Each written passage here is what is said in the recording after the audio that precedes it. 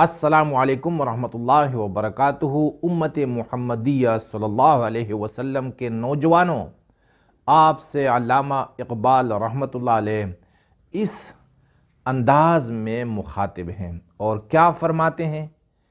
فرماتے ہیں کہ تیرے صوفے ہیں افرنگی، تیرے قالین ہیں ایرانی، لہو مجھ کو رلاتی ہے جوانوں کی تن آسانی، عمارت کیا شکوے خسروی بھی ہو تو کیا حاصل، نظور حیدری تجھ میں نہ استغنائی سلمانی، نہ ڈھونڈ اس چیز کو تہذیب حاضر کی تجلی میں، کہ پایا میں نے استغنا میں معراج مسلمانی۔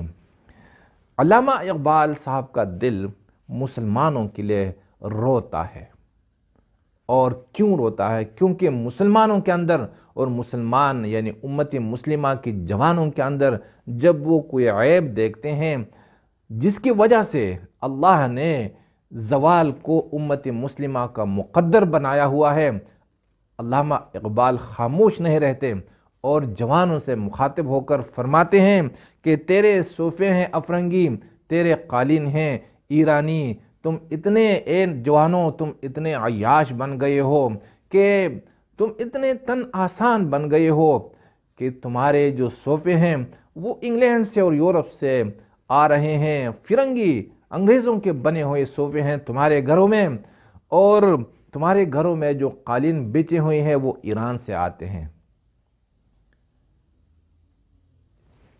لہو مجھ کو رلاتی ہے جوانوں کی تن آسانی، اور علامہ صاحب فرماتے ہیں کہ جب میں جوانوں کی یہ تن آسانی دیکھتا ہوں کہ کتنے آرام پسند بن چکے ہیں، تو یہ چیز مجھے لہو رلاتی ہے، میں خون کے آنسو رو رہا ہوں کہ کیوں میری امت یعنی امت محمدیہ صلی اللہ علیہ وسلم کے جوان اس طرح تن آسان ہو گئے ہیں۔ علامہ صاحب امت کو اور امت کے جوانوں کو عروج کے نقطے بتاتے ہیں، نسخے بتاتے ہیں کہ قومیں اور ملتیں اور امت کس طرح عروج پاتی ہیں۔ تن آسانی سے کوئی قوم آگے نہیں جاتی، جو قوم اور جس قوم کے نوجوان تن آسان بن جائے یہ مر جاتی ہے، یہ قوم اور یہ ملت۔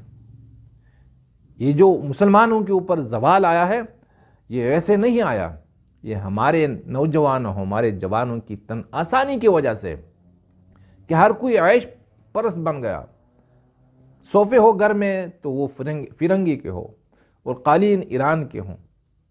نہیں، صحابہ حضرت عمر فاروق رضی اللہ تعالیٰ عنہ ان کا یعنی اس کو کیا کہتے ہیں، تکیہ نہیں ہوتا تھا، پتھر سے تکیہ بناتے تھے، لیکن 22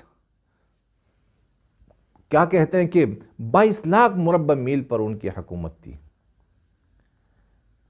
علامہ صاحب فرماتے ہیں کہ عمارت کیا شکوے خسروی بھی ہو تو کیا حاصل، یہ عمارتیں اتنے بنگلے بناتے ہو، ہر جوان اس فکر میں لگا ہوا ہے، اپنی جوانی کو اس میں صرف کر رہا ہے کہ کس طرح میرا گھر بنے گا بڑا، اور کس طرح اس میں چیزیں قیمتی آئیں گی، کس طرح لوگ مجھے واہ واہ کریں گے۔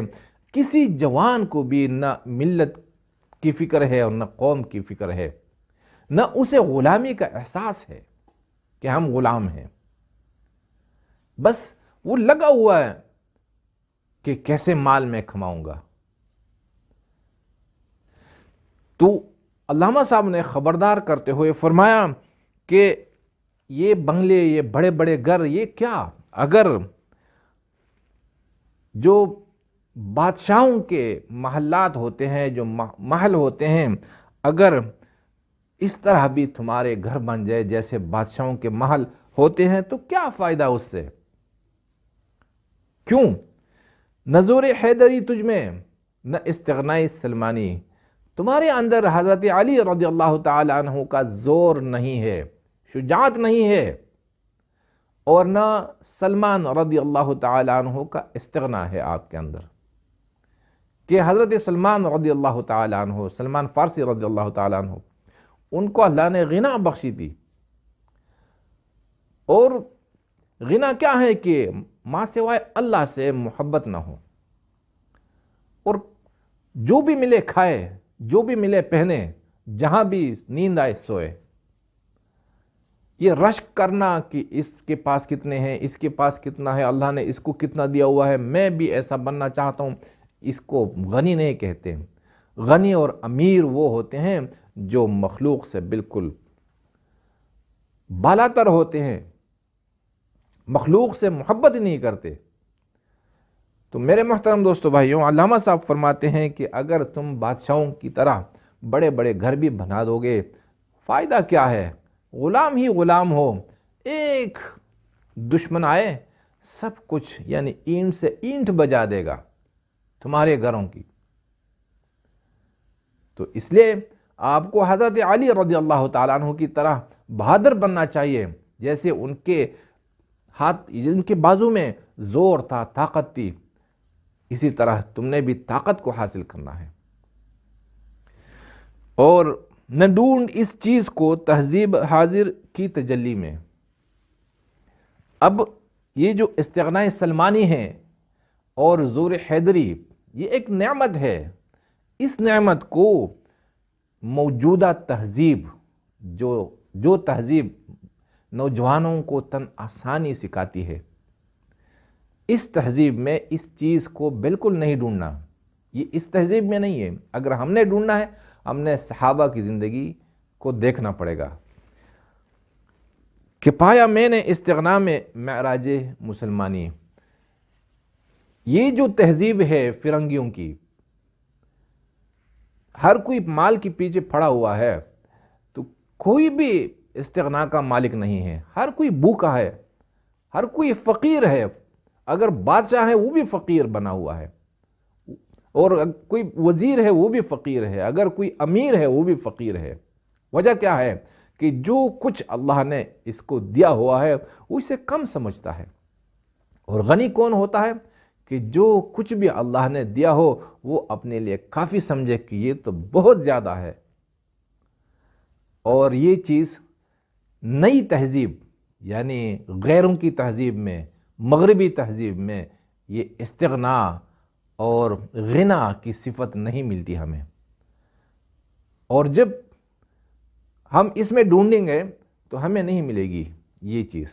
لہٰذا علامہ صاحب نے خبردار کرتے ہوئے فرمایا ہے کہ میں نے استغنا، جو سبب ہے عروج کا، میں نے استغنا میں مسلمانوں کا عروج، معراج کسے کہتے ہیں؟ عروج، ترقی، یعنی مسلمانوں کی کامیابی، مسلمانوں کی ترقی، مسلمانوں کا عروج، یہ استغنا میں ہے کہ فرنگیوں کے صوفے، ایران کے قالین اور بڑے بڑے محلات، اس سے دل بالکل غنی ہو، لاپرواہ ہو کہ ہمیں نہیں چاہیے، ہمیں تو اللہ کی رضا چاہیے۔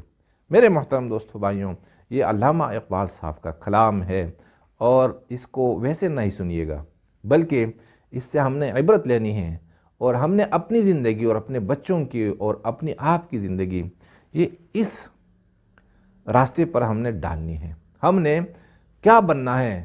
ہم نے حضرت علی بننا ہے، ہم نے سلمان فارسی بننا ہے، ہم نے فرنگی نہیں بننا، ہم نے بوس نہیں بننا، اور ہم نے تن آسان نہیں بننا، ہم مجاہدوں والے ہیں۔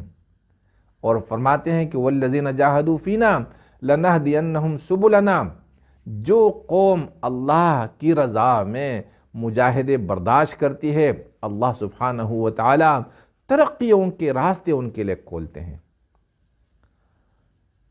اگر آپ کو میری باتیں اچھی لگی ہوں تو دوسروں تک بھی پہنچا دیجیے گا۔ جزاکم اللہ۔